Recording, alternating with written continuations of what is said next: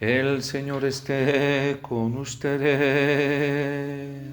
Y con tu espíritu.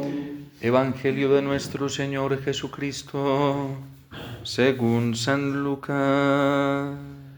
Gloria a ti, Señor.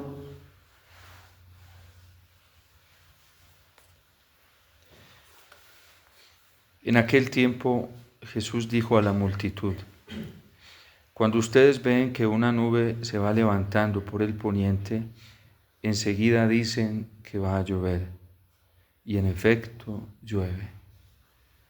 Cuando el viento sopla del sur, dicen que hará calor, y así sucede. Hipócritas. Si saben interpretar el aspecto que tiene el cielo y la tierra, ¿por qué no interpretan entonces los signos del tiempo presente?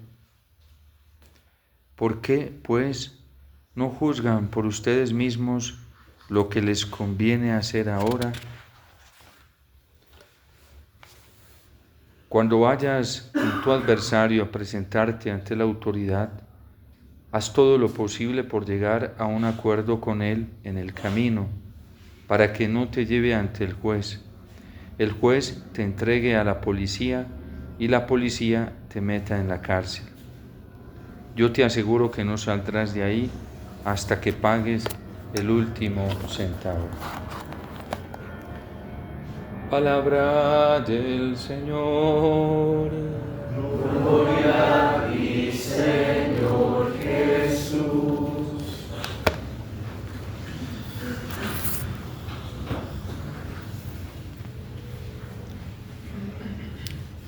Acogiendo con mucha claridad y sencillez la palabra del Señor, el Concilio Vaticano II ha dicho en la Lumen Gentium y en varios documentos que la Iglesia es la esposa peregrina que va caminando hacia el cielo, hacia el reino de Dios, hacia la vida eterna. De hecho, hay muchas canciones al inicio de la Eucaristía que nos muestran más claramente esto. Somos los peregrinos que vamos hacia el cielo, hacia ti, morada santa. Venimos con alegría o vienen con alegría.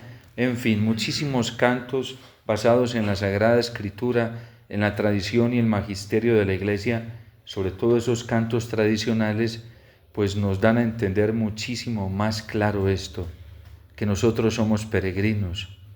Cuando venimos hacia la Eucaristía, cuando peregrinamos a recibir y a comulgar el cuerpo de Cristo, la liturgia misma está llena de una cantidad de signos y de símbolos que nos llevan a esta experiencia de la peregrinación hacia el cielo.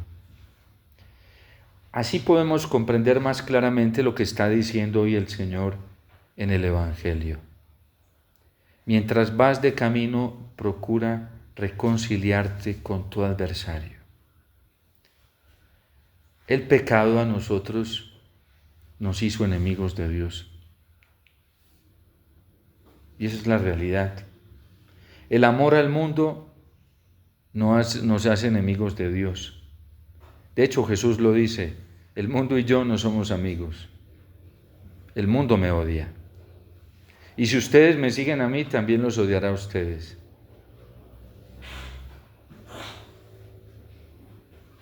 El demonio no es amigo de Dios. Y cada que nosotros nos entusiasmamos con la tentación y cedemos a la tentación, somos enemigos de Dios. Lo convertimos en nuestro adversario. Por eso todos los días en la Eucaristía venimos y experimentamos y vivimos el acto penitencial. La Iglesia nos llama a la reconciliación, el Espíritu Santo nos llama a reconciliarnos en primer lugar con Dios y luego con nuestros hermanos. Porque cada infidelidad, cada pecado, cada desobediencia al Señor es una enemistad con Él y una enemistad con la creación y una enemistad con nuestros hermanos. Mientras vas de camino, procura reconciliarte con tu adversario. Porque no sea que si no nos reconciliamos con el Señor, mientras vamos de camino y peregrinando, nos llegue la muerte y ahí el juicio. ¿Y qué va a pasar el día del juicio? Vamos a terminar ante la verdad misma de Dios. ¿Y qué va a hacer Dios si nosotros no clasificamos y no nos reconciliamos con Él mientras íbamos de camino? Nos va a entregar a la policía. ¿A quién? A los ángeles, para que nos indiquen el lugar de destino que nos corresponde. Si nos reconciliamos con Dios será la salvación, la vida eterna y el cielo. Pero si no, o si nos faltó esfuerzo, si nos faltó generosidad, si nos faltó docilidad, para el purgatorio.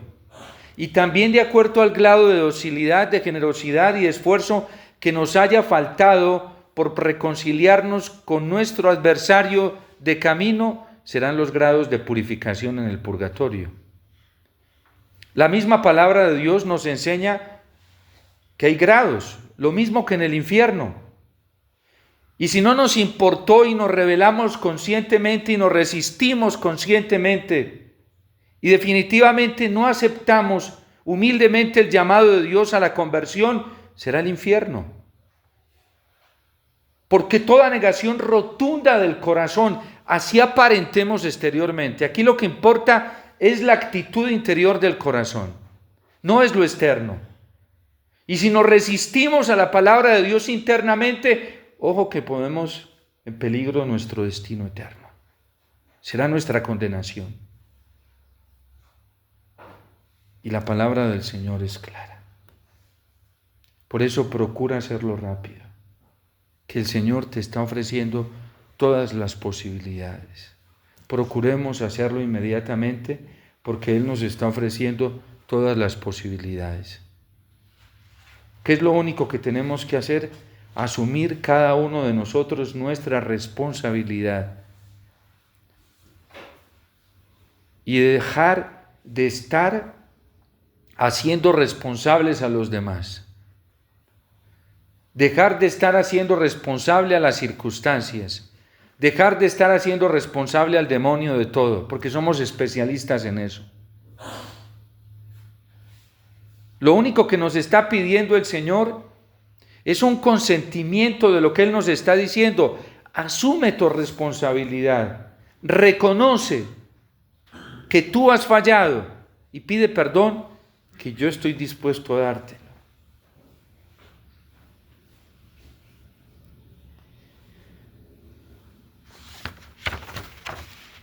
Miren también el reproche del Señor hoy. Yo recuerdo cuando vivía en el campo, siempre escuchaba a los campesinos, tal época es época de lluvia, ya se están las nubes alistando y entonces decían podemos sembrar tal y tal día. Ahorita no podemos sembrar porque se avecina un verano muy fuerte y se afectarían las cosechas y la misma siembra. ¿Cómo los signos del tiempo a los campesinos les genera esperanza? Detectan con facilidad. Y es una esperanza para tener o no tener una buena siembra o una buena cosecha. Y por eso el Señor hoy dice hipócritas. O sea, ¿cómo saben interpretar todo lo exterior y no se dan cuenta que el Padre del cielo les está ofreciendo una oportunidad? Si hay tanta tribulación, si hay tanta prueba, si hay tanta tentación, ¿qué está diciendo? Esas circunstancias nos están diciendo, mira, te estoy llamando rápido a la conversión y te estoy ofreciendo todos los auxilios. Aprovecha esto y arrepiéntete de una vez por todas. Conviértete. No te pongas en casuística a buscar por aquí, por allá. Simplemente reconoce que es un tiempo de gracia y que Dios está pasando. Y que lo único que quiere de ti es tu arrepentimiento y tu conversión. Porque tenemos la gracia del Señor ante nosotros. Hoy San Pablo, este bello texto que a veces es tan manipulado. En mi naturaleza, y lo trae el magisterio de la Iglesia, está la inclinación al mal. En mi naturaleza está la afección de la concupiscencia a hacer el mal. En mi naturaleza está esa herida del pecado. Quiero ser santo, quiero amar a Cristo, quiero ser fiel, quiero cumplir los mandamientos, pero no está en mi capacidad lograrlo.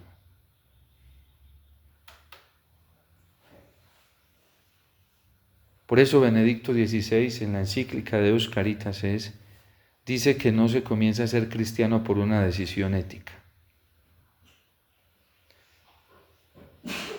No es como cuando yo quiera, como yo quiera. Y entonces, ¿quién me librará? Porque quiero hacer el bien, pero no lo logro hacer.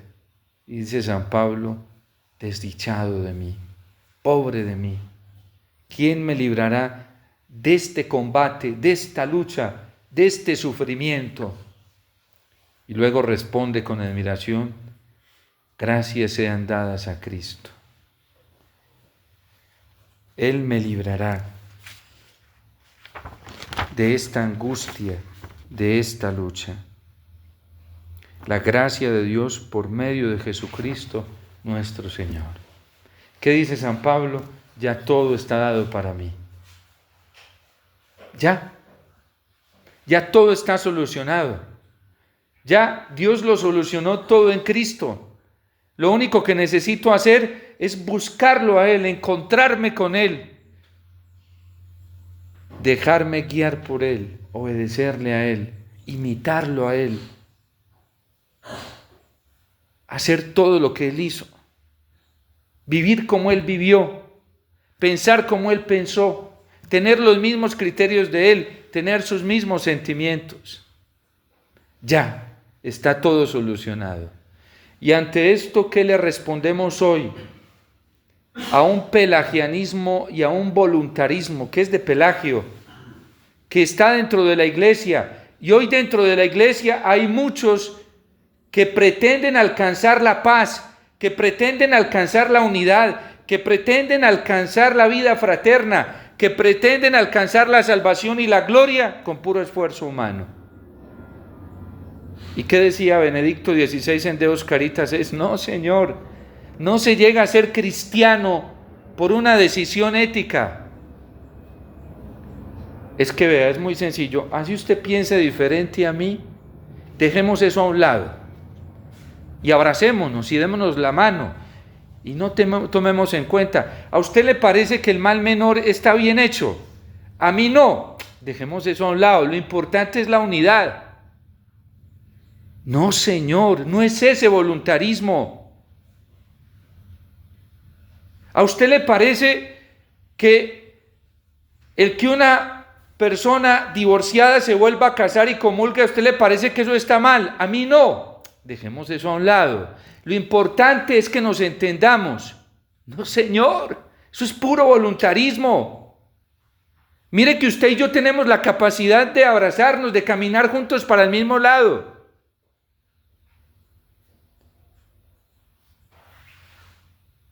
¿A usted le parece que vivir en unión libre no es pecado? A mí no me parece eso. A mí me parece que si se aman está bien. Dejemos eso a un lado y lo importante es que nos entendamos. Lo importante es la unidad. Eso es lo que quiere Dios. Como si San Pablo le hubiera dicho a Timoteo que Dios quería solo la unidad. No, fue claro. Dios quiere que todos los hombres se salven y lleguen al conocimiento de la verdad.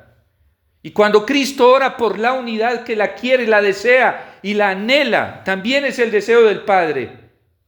Dice, santifícalos en tu verdad, Padre, primero. Porque si ellos no son santificados en la verdad, tampoco serán uno como nosotros somos uno. Hoy se predica mucho de la unidad, pura fanfarronería, sin renuncia al pecado, sin renuncia al mal. Y venga, traguémonos los sapos y los conejos que sea, que lo importante es que nos vean unidos. Eso es apariencia, eso es caricatura, eso es falsear el cristianismo, eso es falsear el evangelio. No, Señor. Ustedes y yo nos entendemos con una sola alma y un solo corazón. ¿Y cuál es la sola alma y el solo corazón? El Espíritu Santo, el amor de Dios que no admite el mal. Y si nos vamos a entender, nos entendemos en el bien. Si nos vamos a entender, nos entendemos buscando la santidad. Si nos vamos a entender, nos entendemos buscando la vida eterna. Si nos vamos a entender y nos vamos a unir, nos unimos poniéndonos de acuerdo con a quien hemos declarado nuestro adversario en el camino, siendo fieles al Señor. Pero es un pelagianismo voluntarismo. ¿De qué están sirviendo tantos esfuerzos humanos, sacrificios morales? Porque se está sacrificando la verdad y el bien moral dentro de la iglesia para obtener la unidad y la paz. ¿De qué está sirviendo eso? Está generando más división, más daño. Porque es que dice la carta a los Efesios que el único que pudo destruir el muro que nos dividía es el Señor. Nadie más. Lo demás es mentira. Y no lo creamos. Y rechacémoslo rotundamente. Venga de donde venga. Venga de quien venga. Porque es que lo importante es el amor. Y el amor a Dios en primer lugar. Y si no respetamos a Dios, lo demás es mentira. Si nosotros no respetamos al Señor, lo demás es fanfarronería. Si no respetamos al Señor, lo demás no es caridad. Es pura doctrina del anticristo. Pura doctrina del diablo que le gusta disfrazar su mentira, su horrendo error de verdad, de unidad, de paz y de verdad. Por eso ayer nos lo advertía el Señor. Yo no vine a traer paz a la tierra. Es evidente que cuando en una casa hay alguien que quiere alcanzar la santidad, ser fiel al Señor, habrán miembros de su familia que le parezca muy radical y fanático eso. Cuando Santa Teresita del Niño Jesús fue a su primera peregrinación a Roma, en la peregrinación iban más de 80 personas y la mayoría eran sacerdotes, 74, 75. Y ella vio tantas cosas erróneas en los sacerdotes con los que fue. Una niña de tan solo 13, 14 años. Dijo, esto no. Ahora comprendo cuál va a ser mi vocación. Al ver la debilidad de aquellos hombres que yo creí que en verdad vivían en santidad, veo que mi vocación es orar por la santidad de los sacerdotes. Una niña, con ese criterio tan claro. Teresita, tú no dijiste después que lo más importante es el amor, no juzgues. Tápate los ojitos, Teresita, y no mires eso, no te pongas a mirar los errores. Porque esa es la doctrina que nos predican. Porque tampoco nosotros vamos a aceptar el laxismo luterano, que dice es que todos estamos corrompidos y Dios no se fija en eso. ¿Quién dijo que Dios está mirando el pecado? Dios no mira eso. A Dios lo que le interesa es que todos nos salvemos. Y como nadie es capaz de vencer el pecado, como esa ya es una condición en la naturaleza, todos somos pecadores. ¿No dice San Juan pues que todos somos pecadores? Entonces pequemos y estemos tranquilos, tranquilicemos nuestra conciencia, que no hay culpa, para nada, no tiene por qué haber culpa. Tampoco aceptamos ese laxismo luterano. Lutero decía, el hombre está tan corrompido que ya no puede luchar contra el pecado. Por eso Dios así lo ama, lo acepta y lo salva. Por eso en las iglesias protestantes no importa si pecas, lo importante es que te bautices y ya. Y por eso vienen y nos predican a los católicos, conviértete y cree en el Evangelio y bautízate. ¿Sí? Y va ahí la gente apostata de la fe católica y se mete con ellos allá, después de que ya hemos recibido el bautismo. Lo importante es que te hagas bautizar porque en la Iglesia Católica no bautizan bien. Es la gran ramera. Pero ¿saben qué es lo peor de todo? Que esos errores ya no están fuera, están dentro de la Iglesia. Miren, saber que hay sacerdotes que suben al altar en pecado mortal. ¿Saben qué es lo peor? Que hay gente que se da cuenta de eso, católicos. Y el laxismo. ¿Qué hace el laxismo? Dejemos pasar eso de largo. Dios no juzga. Dios no se fija en esas cosas. La complicidad, el encubrimiento. Ay, hermanos, porque lo dijo claro el profeta Ezequiel. Si tú lo ves y no vas y le dices, te hará responsable de su pecado. Por eso en la Iglesia Católica no nos salvamos solos. Y si no haces algo por remediar eso, te hará responsable.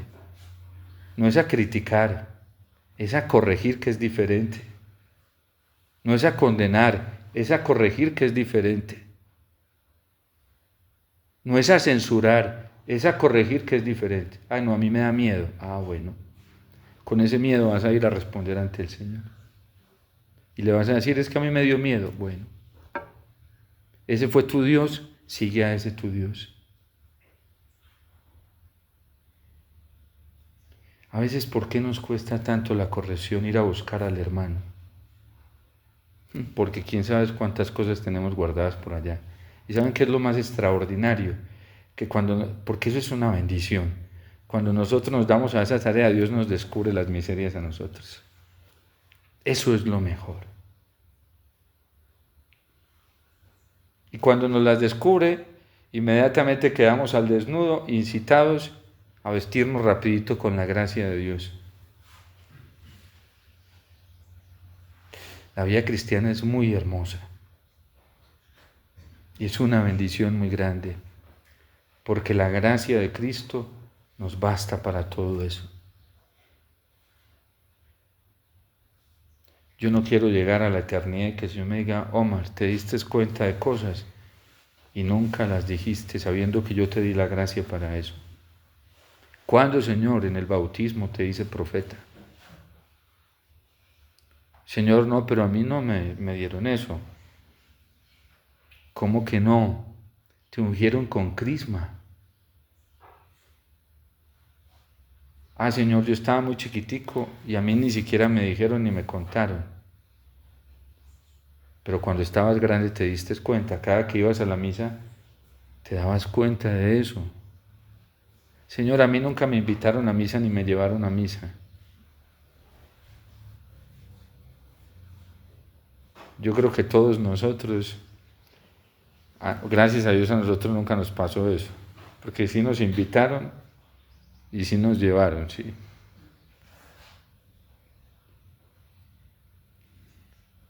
¿Quién me librará de esta condición? Gracias sean dadas al Señor. La gracia de Dios por medio de Jesucristo nuestro Señor. Ni con el esfuerzo humano alcanzamos las cosas, ni con la vida laxa, tolerando y aceptando todo. Cuidado. Es la gracia del Señor y está abierta para todos. San Pablo por eso va a decir, mi gracia te basta. Si alguien sigue cayendo en pecado mortal, ¿por qué será? ¿Por qué será? Les pregunto. Si alguien cae en pecado, ¿por qué es? Porque Dios no le ha dado la gracia al que cae. Les pregunto. ¿Por qué será, hermano Mauricio? No se ha dispuesto. ¿Por qué no se ha dispuesto? ¿Por qué será, hermanitos? Si no vivimos fieles al Señor, ¿por qué será? ¿Por qué será, queridos hermanos? O sea, que todo es por culpa nuestra, ¿sí? Es muy claro. El Señor es muy claro. ¿Y entonces qué tenemos que hacer? Acoger la gracia del Señor, a buscarla, que para todos abunda. Si no estamos sanos, ¿por qué será? Porque nos falta un mejor método de sanación interior y sanación física y sanación de todo. ¿Será por eso? ¿Cuál es el mejor método para sanarnos? El Señor, en los sacramentos, en la Eucaristía, en su palabra. Y si no nos sanamos leyendo la palabra, ¿por qué será?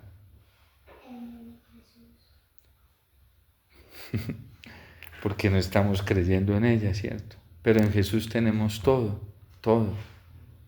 En el Señor Jesús.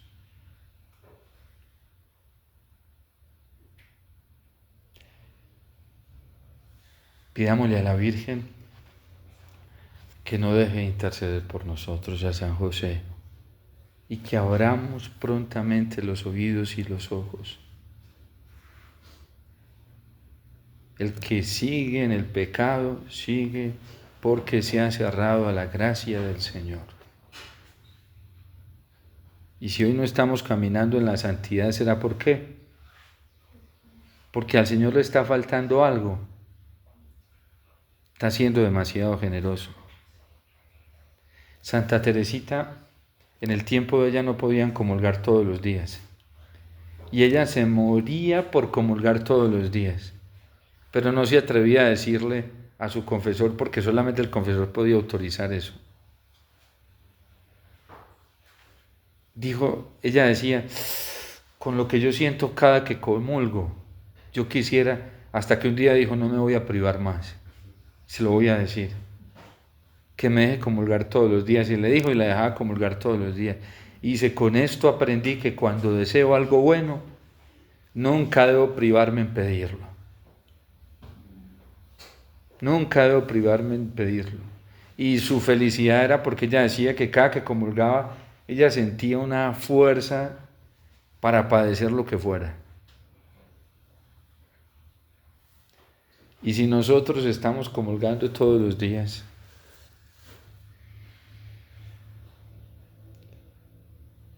y no nos está dando para luchar contra la tentación que está pasando, para salir triunfantes y victoriosos, ¿qué está pasando? No es el sacramento, porque Él es eficaz en sí mismo.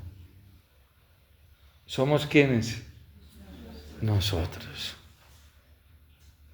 No es la palabra de Dios, porque ella es eficaz en sí misma.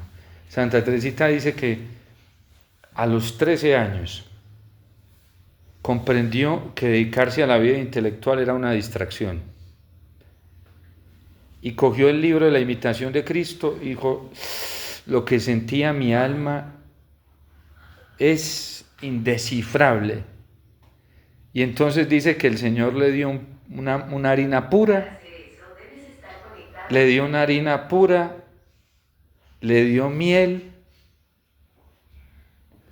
y bueno, ya me olvidó el otro elemento que es, y aceite.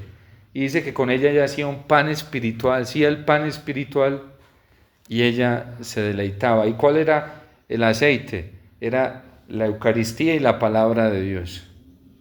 Dice que ella no quería hacer otra cosa sino leer los evangelios. Andaba desde pequeñita con un libro de los evangelios.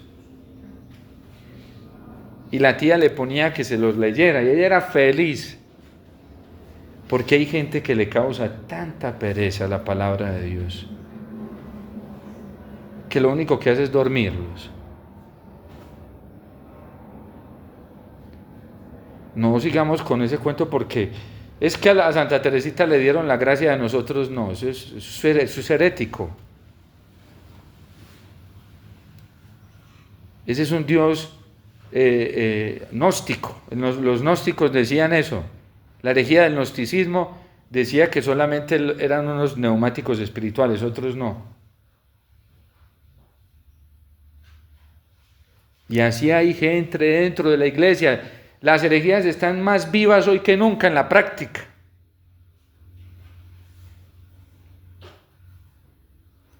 A todos nos dieron la gracia suficiente para alcanzar la santidad. Pedrito, ¿usted le dieron la gracia para ser santo hoy o no? Hoy, ¿cierto? Y ya es santo.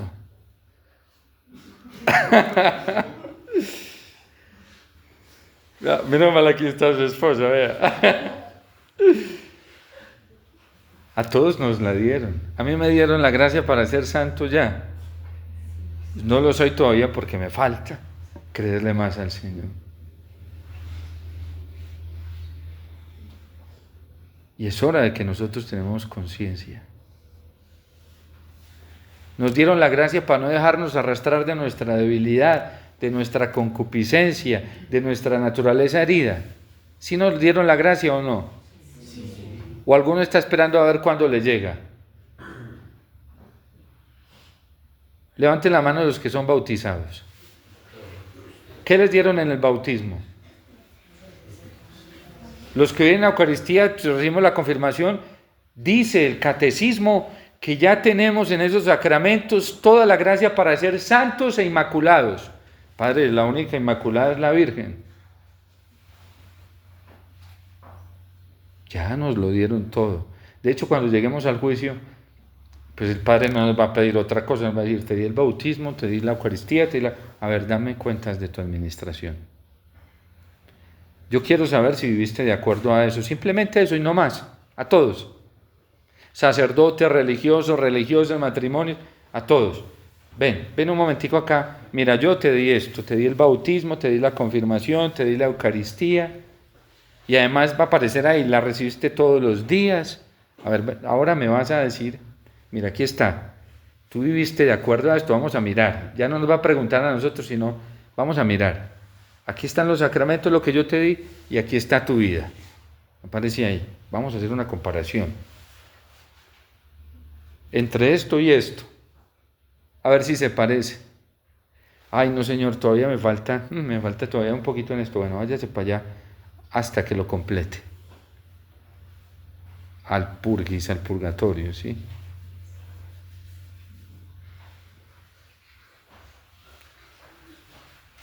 Así es. Para sacerdotes, a los sacerdotes va a ser más fuerte. Porque mira, te di bautismo, confirmación, Eucaristía y te di la plenitud de la vida de Cristo, el orden sacerdotal. Toda la potestad de Cristo, aquí está. A ver si sí te pareces a esto o no. Para los sacerdotes el juicio va a ser más tremendo. Para los obispos. El Papa Francisco le decía un día a los obispos, para nosotros el juicio va a ser más severo, más serio. Lo decía en una entrevista, no recuerdo de qué país a qué país, en una rueda de prensa. Para los sacerdotes, para los religiosos y las religiosas, más que ustedes los laicos. Imaginen que a nosotros los religiosos y las religiosas nos dieron las gracias de mostrarles a ustedes la verdadera riqueza para la pobreza, que es el amor de Dios. Por eso nosotros no deseamos nada de este mundo, ni fama, ni riqueza, nada. Nos dieron la pureza, la castidad, la pureza sexual y afectiva. Y nosotros le mostramos a toda la iglesia la alegría de la castidad afectiva y sexual, porque es la realización ya de la novia del Cordero, la esposa inmaculada, que se presentará sin mancha. Es la realización de eso en la vida consagrada ya en esta tierra. Hay de aquellos consagrados que viven buscando carne y que ya se conformaron a vivir gozándose en la carne, porque va a aparecer allá. No vayamos a decir, uy, Señor, yo no sabía eso. Si esa es la responsabilidad, entonces es mejor no hacerse religioso. Mejor casarse. Bueno, los casados también. También les va a aparecer, les di el sacramento del matrimonio, para que se amaran puramente como Cristo ama a la iglesia. y se entregó a sí misma por ella. ¿Y cómo se entregó Cristo a la iglesia? Mientras la iglesia lo despreciaba, ¿qué hacía Cristo con la iglesia? La perdonaba, la amaba, se arrodilló, le lavó los pies, se los besó. Esposos, imagínense cómo es que se ganan ustedes el amor de sus esposas. Ella lo miró feo y usted queda calladito y dice, gracias a Dios. Qué bendición. Esta es una oportunidad, ¿sí? Y cuando la esposa ve esa humildad del hombre, dicen los hombres, no se la monta. No se la monta. Se enamora más de él, ¿sí?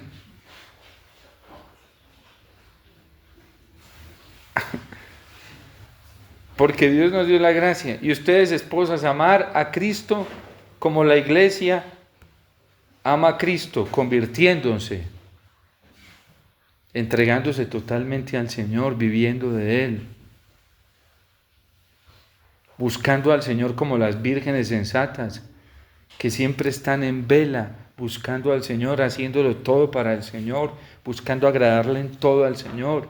Mujeres hacendosas en el hogar, que hacen de su casa, de su hogar, un templo, una iglesia. Viven como en una iglesia en su hogar. No como un convento, una iglesia. Bueno, los conventos son, pero una iglesia. San Juan Pablo II llamaba al matrimonio iglesia doméstica. Una mujer hacendosa, teniendo su casa como se mantiene un templo. Con sus hijos, enseñándoles a sus hijos a comportarse en un templo. Miren que las primeras iglesias no fueron las construcciones que ahora tenemos. Hasta el siglo IV, ya entrando el siglo IV, las iglesias eran en las casas, ahí se celebraban los sacramentos, la Domus Dei. A San Pablo lo vemos que iba a la casa de Lida, iba a la casa de esta, allí en Filipo lo acogió una familia y celebraba la Eucaristía. Celebraban los sacramentos con ellos. La Domus Dei se le llamaba, la casa de Dios. Qué tan bonito, por ejemplo, las camas matrimoniales son altares. Por eso no se pueden profanar. Por eso los esposos viven en ese altar, pues como Cristo se entrega en el altar. Todo eso brota del sacramento del matrimonio. No, entonces también dicen los apóstoles, no, mejor es no casarse. Eso está muy bravo. Y a los bautizados también, ¿va a parecer? ¿Estás viviendo santo? No, yo todavía no, porque no recibí, ya te dieron todo el paquete. En fin, y el que no se ha bautizado, no, entonces mejor no me bautizo. También te van a exigir, porque por la belleza de la creación, su verdad, por la perfección de ti mismo, debiste creer en Dios y amarlo con todo tu corazón. No, la razón es suficiente para encontrar a Dios, su bondad y su amor, y creer en Él y entregarse a Él. No, y entonces, ¿ahora qué hacemos? Entregarnos a Dios, vivir para Él. Pedimos a la Virgen eso, que no deje de interceder por nosotros. Miren, y a San José, y vamos a hacerle yo se la estaba haciendo al Espíritu Santo, siempre que celebro la misa votiva, trato de hacérsela. Que purifique la iglesia, que purifique nuestras familias, que purifique el mundo, que purifique nuestras comunidades, que purifique, que pase. Ustedes saben que cuando le pedimos al Espíritu Santo que pase, ¿cómo pasa? Fuego arrasando, sí. ¿Y qué permanece en pie cuando pasa el fuego a alta temperatura? Si la construcción es de paja, ¿qué pasa cuando pasa el fuego? Y si es de hierro, permanece. Y si el metal es más precioso, más en pie todavía.